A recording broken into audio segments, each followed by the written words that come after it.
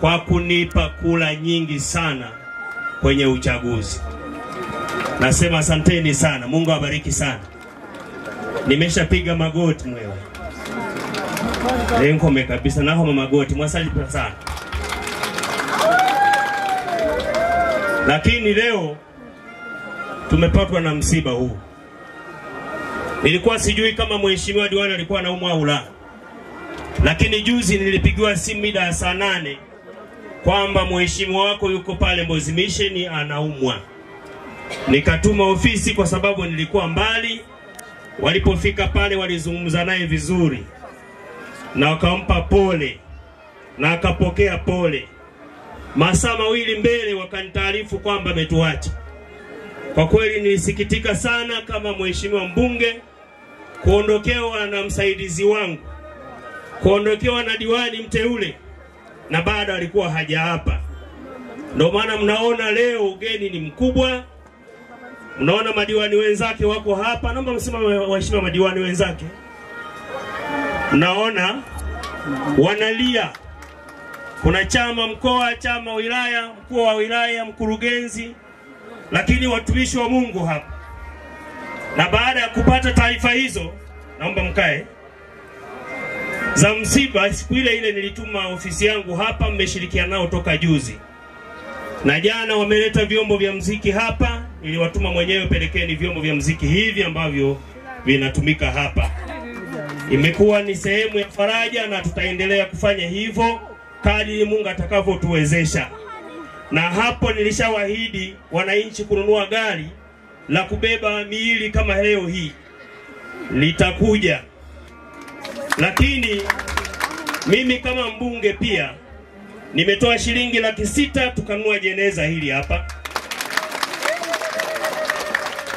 Nimetoa viti 82 viko hapa.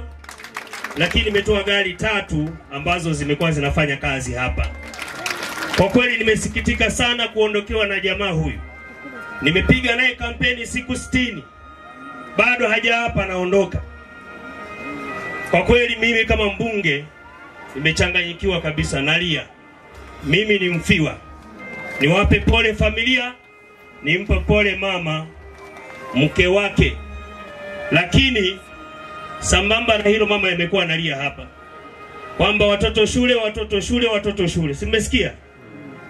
Na bado najua alikuwa anataka kulima. Naomba ofisi yangu, katibu, msaidizi kwa ndio nawatambulisha hivyo. Huyu ndiye katibu wa mbunge. Na huyu mama ndiye msaidizi wake. Mama, mbona makofi haya? Mama wenzako wamekupokea. Sasa kama mbunge sitaki kusikia mama zangu wanalia. Sitaki kusikia. Katibu na wewe wote sitaki kusikia baba zangu wanalia. Wasikilizeni, sawa, na mufanye kazi. Sasa leo kwa sababu tuko msibani, tutoe shilingi 500,000 ili wasaidie watoto kwenda shuleni. Naomba kaikabidhi zifike kwa mama kabisa. Mama 500,000 hii kusaidie. Lakini watoto hawa uko mbeleni, najua mama atakuwa anahangaika na familia, sare za shule. Mama unamuona katibu atakuwa ananitaarifu, tunawashonea watoto sare za shule. Jambo la mwisho, kabla sija hapa, pamekuwa na changamoto za mbolea. Nilipo hapa, nimerudi Jumapili. Jumatatu nimepiga kambi pale Mlo. Wananchi wangu hawa walikuwa wananunua mbolea 90, 95, 100,000. Uongo? Madiwani mko hapa, huko vijijini huko, lisimamieni. Hatuhitaji kuona mbolea inauzwa zaidi ya 76 ya DAP. Na Mheshimiwa Rais ametupa mbolea kwa ruzuku, na mimi kama mbunge wenu nimepambana kuhakikisha tumekaa na wale mawakala, na mkuu wa wilaya yuko hapa. Lakini mkuu wa mkoa tumehakikisha wale mawakala kwa jimbo letu wanatuletea mbolea za kutosha, ziko pale Mlo, na kila siku watu wanunua mbolea pale. Na mimi nimepiga kambi pale. Na wewe katibu, kila siku ni magrupu huko, unaweza kuwasiliana na viongozi hapa, ni wakala gari anashusha kila siku, mawakala wanashusha. Na kuna watu hapa nimewasiliana nao na magari 8 wengine. Sasa gari moja lina mbolea 640. Sisi zinatosha jamani. Kwa hiyo nenda kanunue mbolea Mloo. Usinunue vichochoroni huko. Ukinunua huko ni juu yako, lakini sisi tumekataza bei hiyo.